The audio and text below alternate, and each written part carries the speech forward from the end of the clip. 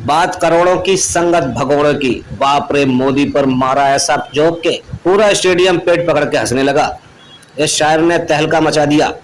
मोदी पर ऐसा जोक मारा कि पूरा स्टेडियम हंसने लगा। अभी झांसी की रानी की बात हो रही थी, अब मैं झांसे के राजा की बात करूंगा।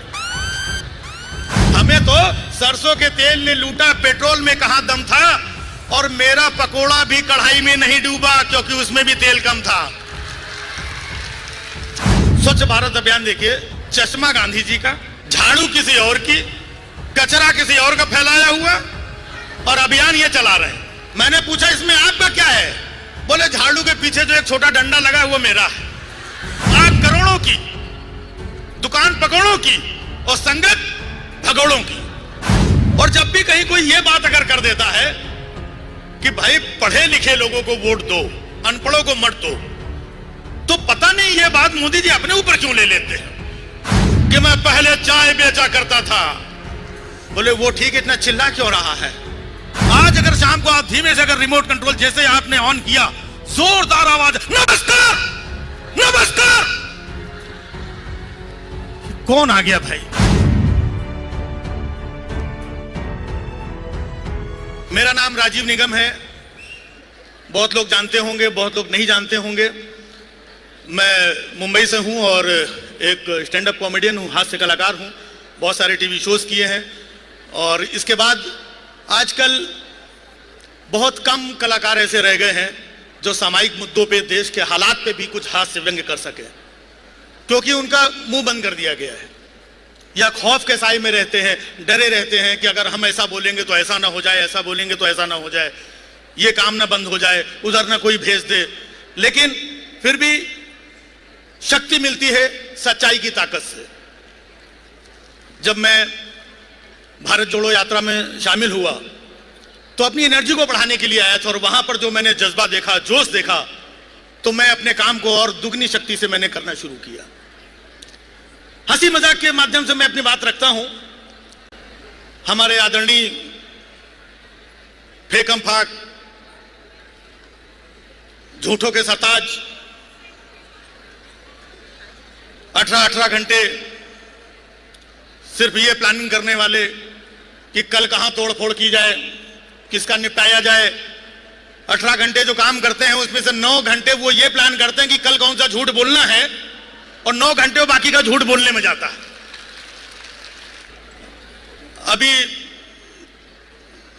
झांसी की रानी की बात हो रही थी, अब मैं झांसे के राजा की बात करूंगा। बड़ी बड़ी बातें, इतना कंफ्यूजन, इतना झूठ क्रिएट कर दिया गया है, पूरा झूठ का इतना बड़ा गुब्बारा बना दिया गया, और रोज सुबह शाम झूठ, टीवी पे झूठ, न्यूज चैनल्स पे झूठ, और आपके व्हाट्सएप पे झूठ। मतलब कई बार तो अपने को भी शक हो जाता है, अच्छा ये काम हुआ है, बाद में पता चलता है ये भी झूठ था।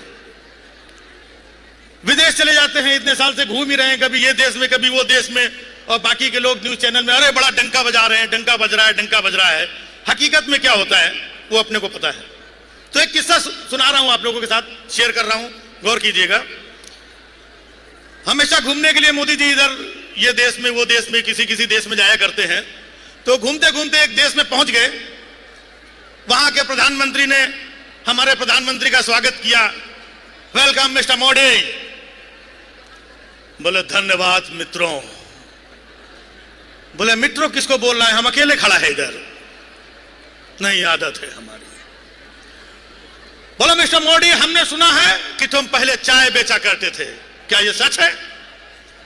बोले बिल्कुल, ये बात 16 आने सच है कि मैं पहले चाय बेचा करता था। बोले वो ठीक, इतना चिल्ला क्यों रहा है? मैं ऐसे यकीन नहीं करूंगा कि तुम चाय बेचा करते थे, तुम अपने हाथ से एक कप चाय बना के पिलाओ तो मानूंगा। अभी ताली बजाने के लिए अगली लाइन आएगी कि तुम अपने हाथ से एक कप चाय बना के पिलाओ तो मैं मानूंगा। मोदी जी अंदर गए, चाय बना करके ले आए, और उनको चाय दिया। जैसे उन्होंने चाय पिया, पूरी चाय उनके मुंह से बाहर निकल गई। बोले ऐसी घटिया चाय, चाय में इतनी मिर्ची, इतनी धनिया, इतना गरम मसाला, ये चाय में कौन डालता है? तुम झूठ बोलता है कि तुम चाय बेचा करता था। बोले नहीं भाइयों बहनों, मैं कभी झूठ नहीं बोलता। मैंने कहा था कि मैं चाय बेचा करता था, बनाया नहीं करता था। भाइयों बहनों, मुझे बेचना अच्छी तरीके से आता है, बनाना नहीं आता है।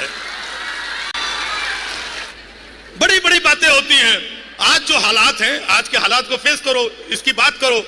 या तो पीछे चले जाएंगे 70 साल या 35 साल आगे चले जाएंगे कि 47 में ये होगा, 50 में ये होगा, 35 में ये होगा, 70 साल पहले ये नहीं हुआ था। तो ये इस तरीके की बातें होती हैं। अभी आपने देखा लाल किले से उन्होंने बोला कि अगले साल मैं फिर आऊंगा, झंडा फहराऊंगा, लेकिन आपने एक वीडियो देखा होगा कि इस साल ही वो झंडा नहीं फहरा पाए। और जब भी कहीं कोई ये बात अगर कर देता है कि भाई पढ़े लिखे लोगों को वोट दो, अनपढ़ों को मत दो, तो पता नहीं ये बात मोदी जी अपने ऊपर क्यों ले लेते हैं। अभी कल आपको पता होगा अन अकेडमी के एक टीचर थे जिन्होंने ये बात कह दी, उनकी नौकरी चली गई। तो जब भी कहीं कोई सच बोल देता है, हिम्मत जुटाता है, तो या तो उसकी नौकरी चली जाती है या वो अंदर चला जाता है। ये खाली काम शुरू करते हैं और शुरू करके निकल जाते हैं। आगे क्या होता है किसी को पता नहीं। आप लोगों को याद होगा शुरुआत में इन्होंने शुरू किया था स्वच्छ भारत अभियान। अभी कहीं दिखाई पड़ता है? उसका लोगो आप लोगों ने देखा होगा, गांधी जी का चश्मा, याद है? गांधी जी का चश्मा बना हुआ है।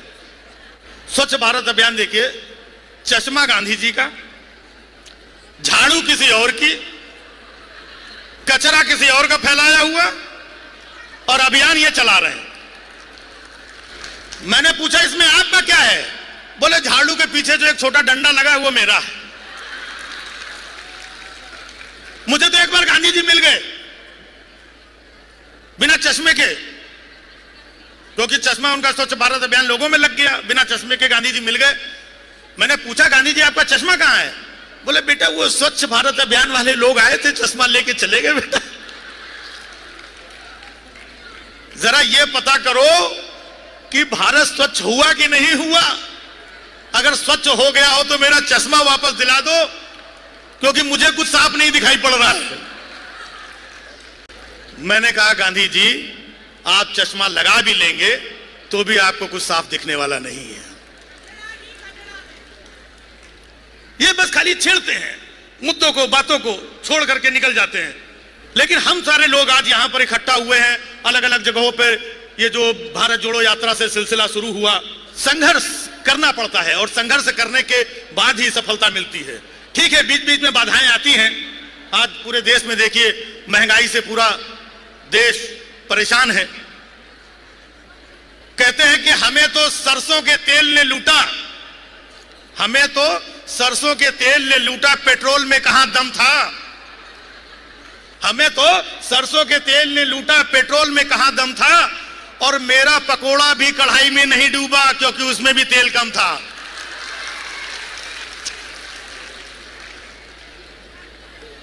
तो ये लोगों का मामला ऐसा ही है। बात करोड़ों की, दुकान पकौड़ों की और संगत भगोड़ों की। हमारे हिंदुस्तान में अक्सर आप लोगों ने देखा होगा, जब कोई आदमी काम करता है, थोड़े से पैसे कमाता है, तो उसके दिल में एक इच्छा होती है कि वो वैष्णो देवी जाकर के आए। जैसे भी थोड़े पैसे आते हैं वो वैष्णो देवी जाकर के आता है। जिसके पास थोड़ा सा ज्यादा पैसा होता है वो गोवा जाकर के आता है। जिसके पास उससे ज्यादा पैसा आता है वो बैंकॉक जाके आता है। और जिसके पास उससे ज्यादा पैसा होता है वो लंदन जाके आता नहीं है। निकल लो वहीं से। ये माहौल बनाया जाता है। बाकी हमारे अक्सर मैं टीवी देखा करता हूं, सब लोग बैठे हुए हैं। मीडिया ने इतना जो झूठ, फरेब, चिल्लम चाली, इतना नफरत का माहौल बना रखा है। सबसे ज्यादा दिक्कत तो इस मीडिया से ही है। क्या क्या बोलते हैं ये लोग, कब क्या बोलते हैं कुछ समझ में नहीं आता। 24 घंटे के चैनल है, कुछ ना कुछ बोलते रहते हैं, झूठ फैलाते रहते हैं। जब भी आप लोग टीवी चैनल शाम को देखें तो एंकर्स भी जो आजकल के हैं वो एंकर लगते ही नहीं है। दौर में फर्क देखिए। एक दौर था, कितने शालीन एंकर हुआ करते थे। शाम को 8 बजे आप टीवी खोलते थे और एंकर बड़ी शालीनता से आकर के कहता था, नमस्कार, शाम के 8 बज चुके हैं, पेश है इस वक्त की खास खबरें। आज हमारे प्रधानमंत्री 3 दिवसीय विदेश यात्रा के लिए विदेश रवाना हुए। अब पेश है मौसम के समाचार। इतनी शालीनता से बोलते थे। आज अगर शाम को आप धीमे से अगर रिमोट कंट्रोल जैसे आपने ऑन किया, जोरदार आवाज, नमस्कार। कौन आ गया भाई? आप देख रहे हैं हिंदुस्तान का नंबर 1 चैनल। आप जिस चैनल पे जाओ वही नंबर 1 नजर आता है। और इन एंकर्स को देखिए, इतना चिल्लाते हैं, इतना चिल्लाते, समझ में नहीं आता ये एंकर है, दरोगा है, किसी स्कूल का वार्डन है, जेलर है, ये है क्या? और कई बार आप लोग तो सर संजय जी, आप लोग जाते रहते हैं डिबेट में, उकसाते हैं, आपस में झगड़ा कराने की कोशिश करते हैं कि कैसे भी करके, और छोटे छोटे मुद्दों पे। नमस्कार, आज का सबसे बड़ा मुद्दा है कि जिस तरीके से देश में नेताओं की बदजुबानी बढ़ती जा रही है, इसी में आज होगी सबसे बड़ी बहस। सबसे बड़ी बहस। हमारे साथ में ये मौजूद, ये मौजूद, ये मौजूद। आप ये बताइए कि ये जो आजकल नेताओं की बदजुबानी बढ़ती जा रही है, देखिए मेरा ये नहीं कहना नहीं, आप बताइए।